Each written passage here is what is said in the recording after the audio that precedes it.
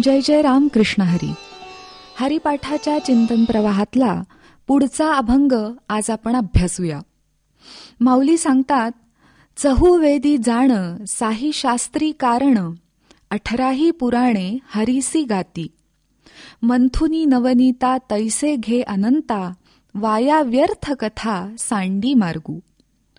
एक हरी आत्मा जीव शिवा समा, वाया तू दुर्गमा न घाली मन. ज्ञानदेवा पाठ हरिहा वैकुंठ, भरला घनदाट हरी दिसे.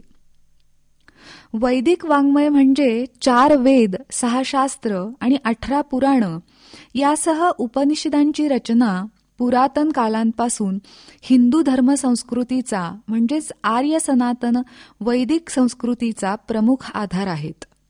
या वाङ्मयाचा सखोल अभ्यास मानवी समाजाला अनंत काळापासून ज्ञानसंपन्न करत आहे. या समस्त वाङ्मयांमध्ये भगवंताच्या गुणाचं, कार्याचं गुणगान केलेलं आहे.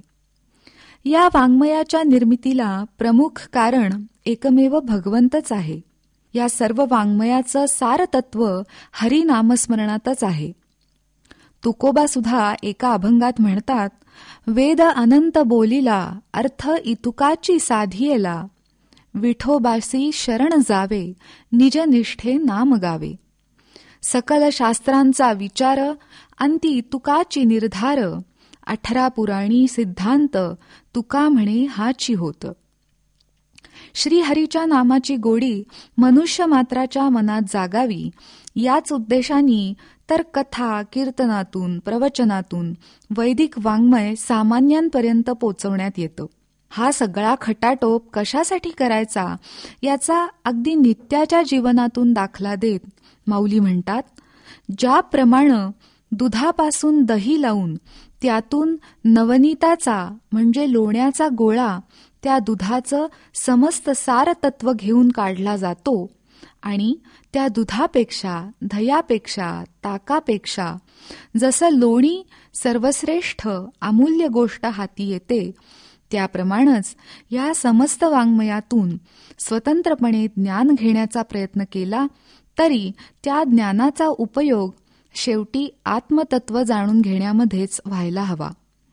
अनायासेच अनंत काळापासून या वाङ्मयाचं मंथन करून जाणकारांनी, साधू संतांनी भगवन नामरूपी लोण्याचा गोळा सारतत्व जाणून आपल्या हाती दिला आहे. या नवनीताचं सेवन न करता केवळ कर्मकांडात अडकून राहिलं किंवा नुसतंच या वाङ्मयाच्या कोरड्या अभ्यासात दिशाहीन वाहत राहिलं तर आत्मतत्वाचा लाभ कसा होणार? या विश्वात अनेक संप्रदाय आहेत, पंथ आहेत, अनेक ग्रंथ आहेत. प्रत्येकाचा अभ्यास करणं मनुष्याच्या सीमित आयुर्मर्यादेच्या बाहेर आहे. म्हणूनच अनायसे प्राप्त झालेलं श्री हरिनाम रूपी लोणी तेवढं साधकांनी घ्यावं. इतर युगाच्या तुलनेत कलियुगात मनुष्य अल्पायुषी आहे हे जाणून जीवाचं शिवाशी ऐक्य घडवून आणण्यासाठी आता केवळ हरिनामाचाच मानवाला आधार आहे. म्हणून इतर अवघड साधन मार्गात तू वेळ वाया घालवू नको असा सावधानतेचा इशारा प्रारंभीच माऊली देतात. आणि अशा शक्तिशाली हरिनामाची अखंड साधना झाल्यानंतर मनुष्याच्या सर्व प्रकारच्या जाणीवा कुंठित होऊन परब्रह्माच्या ठिकाणी म्हणजे स्वरूपी लीन झाल्या की तेच वैकुंठ स्थान होतं. समस्त जग विष्णुमय झाल्याचा प्रत्यय साधकाला होतो. हाच पाठ म्हणजे बोध माऊलींनी या अभंगातून दिला आहे. जय जय राम कृष्ण हरी.